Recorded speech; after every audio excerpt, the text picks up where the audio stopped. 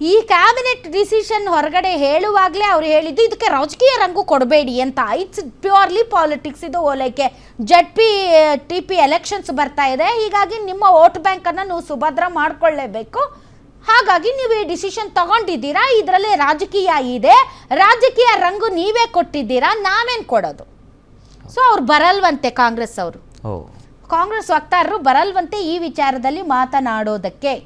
ಹಾಗಾಗಿ ನಾವು BJPಯ ವಕ್ತಾರರು ಬಂದಿದ್ದಾರೆ. ಅಬ್ದುಲ್ ರಜಾಕ್ ಅವರು ನಮ್ಮೊಂದಿಗೆ ಜಾಯಿನ್ ಆಗಿದ್ದಾರೆ, ಮುಸಲ್ಮಾನ ಮುಖಂಡರು. ಬನ್ನಿ ಅವ್ರನ್ನ ವೆಲ್ಕಮ್ ಮಾಡೋಣ. ಅಶೋಕ್ ಗೌಡ್ರು ಹಿರಿಯ ನಾಯಕರು BJP ವಕ್ತಾರರು ನಮ್ಮೊಂದಿಗೆ ಲೈವ್ ಬಂದಿದ್ದಾರೆ. ಅದೇ ರೀತಿ ರಜಾಕ್ ಅವರು ಕೂಡ ನಮ್ಮೊಂದಿಗೆ ಲೈವ್ಗೆ ಜಾಯಿನ್ ಆಗಿದ್ದಾರೆ. ಮೋಸ್ಟ್ಲಿ ಅವ್ರ ಕಾರಲ್ಲಿ ಕೂತಿದ್ದಾರೆ ಅಂತ ನನಗನ್ನಿಸುತ್ತೆ. ಆಲ್ ರೈಟ್, ಇಬ್ರಿಗೂ ಕೂಡ ಸ್ವಾಗತ. ಅಶೋಕ್ ಗೌಡ್ರ ತಲೆನ ಸ್ವಲ್ಪ ಕೆಳಗಿಳಿಸಿ ನೋಡಿ, ಪಾಪ ಅವ್ರ ಮೇಲೆ ಕೂತಂಗೆ ಕಾಣ್ತಾ ಐತೆ. All right, okay, yes. ಮೊದಲನೇದಾಗಿ ನಾನು ಅಬ್ದುಲ್ ರಜಾಕ್ ಅವ್ರನ್ನ ಮಾತಾಡಿಸ್ಬಿಡ್ತೀನಿ ಅಶೋಕ್ ಗೌಡ್ರೆ. ಯಾಕೆ ಅಂತಂದರೆ ಎನಿ ಟೈಮ್ ಸಿಗ್ನಲ್ ಕಟ್ಟಾಗ್ಬಿಡುತ್ತೆ, ಅವ್ರದ್ದು ಒಪಿನಿಯನ್ನೇ ತಗೊಳಕ್ಕಾಗೋದಿಲ್ಲ. ಸೊ ಹಾಗಾಗಿ ಫಸ್ಟ್ ಅವ್ರನ್ನೇ ಮಾತಾಡಿಸ್ತೀನಿ. ಅಬ್ದುಲ್ ರಜಾಕ್ ಸರ್, ಈಗ ಮುಸಲ್ಮಾನರಿಗೆ ವಸತಿ ಯೋಜನೆಯಲ್ಲಿ ಮೀಸಲಾತಿಯ ಬಗ್ಗೆ ನಮ್ಗೆ ಯಾವ ತಕರಾರು ಇಲ್ಲ, ಎಸ್ಪೆಷಲಿ ನನಗೆ. ಆದರೆ ಯಾವ ಆಧಾರದ ಮೇಲೆ ಮುಸಲ್ಮಾನರ ಸಂಖ್ಯೆ ಜಾಸ್ತಿ ಇದೆ, ಅವರಿಗೆ ವಸತಿಹೀನರು ಜಾಸ್ತಿ ಇದ್ದಾರೆ ಅಂತ ಸರ್ಕಾರ ಈ ತೀರ್ಮಾನ ತೆಗೆದುಕೊಂಡಿದೆ ಅಂತ ತಮಗನ್ಸುತ್ತೆ? ಮ್ಯಾಮ್, ನಾನು ಕಮಿಷನ್ಸ್ ಅಂತ ಹೇಳಿದ್ರೆ ಜಸ್ಟಿಸ್ ರಂಗನಾಥ್ ಕಮಿಷನ್ ಇದೆ, ಜಸ್ಟಿಸ್ ಸಾಚಾರ್ ಕಮಿಷನ್ ಇದೆ. ಇವರೆಲ್ಲ ರೆಕಮೆಂಡ್ ಮಾಡಿದ್ದಾರೆ ಸೋಷಿಯಲಿ, ಎಕನಾಮಿಕಲಿ, ಎಜುಕೇಶನಲಿ ಮುಸಲ್ಮಾನರಲ್ಲಿ ತೀವ್ರ ಬ್ಯಾಕ್ವರ್ಡ್ ಕ್ಲಾಸಸ್ ಇದೆ, ಇವ್ರಿಗೋಸ್ಕರ ರೆಕಮೆಂಡೇಶನ್ ಫಾರ್ ರಿಸರ್ವೇಶನ್ ಮಾಡಿದ್ದಾರೆ ಅವರು. ಒಂದು ರಿಸರ್ವೇಶನ್ ಇದೆ ರಜಾಕ್ ಅವರೇ, ಆಲ್ರೆಡಿ ರಿಸರ್ವೇಶನ್ ಇಲ್ಲ ಅಂತ ಹೇಳಿಲ್ಲ, ಇದೆ. ಆದ್ರೆ ಜನಸಂಖ್ಯೆ ಜಾಸ್ತಿ ಇದೆ ಅಂತ ಇವತ್ತೇನ್ ಸರ್ಕಾರ ಹೇಳಿದೆಯಲ್ಲ, ಅದಕ್ಕೆ ಆಧಾರ ಏನು ಅಂತ ನಾನ್ ಕೇಳ್ತಾ ಇದ್ದೇನೆ. ಲೇಟೆಸ್ಟ್ ನಂಬರ್ಸ್ ಸರ್ವೆ ರಿಪೋರ್ಟ್ ಆಚೆ ಬಂತು ರೀಸೆಂಟ್ಲಿ. ಮುಸಲ್ಮಾನರ ಸಂಖ್ಯೆ ಅದನ್ನ ಡಸ್ಟ್ಬಿನ್ ಹಾಕಿದ್ದಾರೆ ಅವರು. That numbers doesn't hold.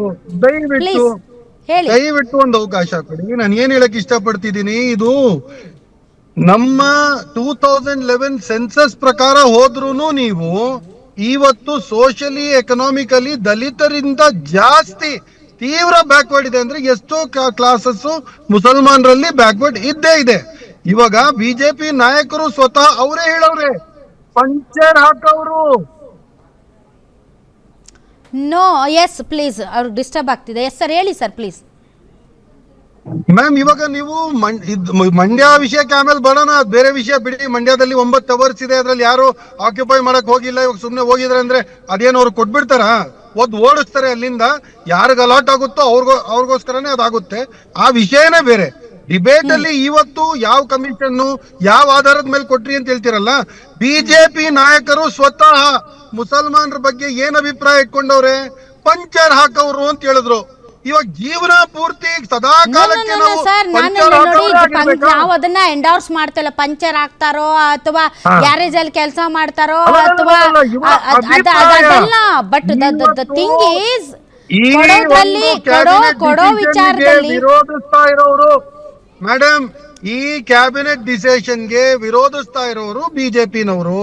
BJP ನಾಯಕರು ಸ್ವತಃ ಹೇಳಿದ್ದಾರೆ ಇವರು ಪಂಚರ್ ಹಾಕೋರು ಅಂತ.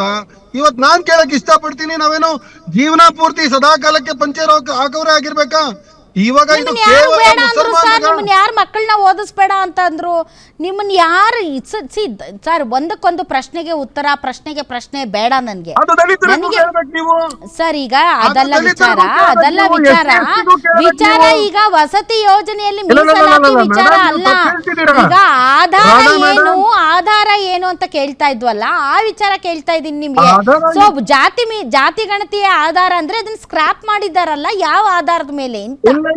ಜಾತಿ ಗಣತಿ ಆಧಾರ ಅಂತ ನಾನು ಹೇಳೋದಿಲ್ಲ, ಹೇಳೂ ಇಲ್ಲ. ನಾನೇನ್ ಹೇಳ್ತಾ ಇದ್ದೀನಿ, ಆಧಾರ ಏನ್ ಬೇಕು? 2011 ಸೆನ್ಸಸ್ ಪ್ರಕಾರ 17% ಇರುವ ಮುಸಲ್ಮಾನರಿಗೆ 10% ಕೊಡ್ತಿರುವ ಮೀಸಲಾತಿ, ನೀವು 15%, ಇನ್ಕ್ಲೂಡಿಂಗ್ ಜೈನರು, ಬೌದ್ಧರು, ಕ್ರೈಸ್ತರು, ಸಿಖ್ಖರು ಎಲ್ಲರೂ ಸೇರಿ ಹಂಚ್ಕೊಳ್ರಿ ಅಂತ ಕೊಡ್ತಿರೋದು 15%. 15 ಅಲ್ಪಸಂಖ್ಯಾತರಲ್ಲಿ ಬಹುಸಂಖ್ಯಾತರು ಮುಸಲ್ಮಾನ್ರೆ. All right.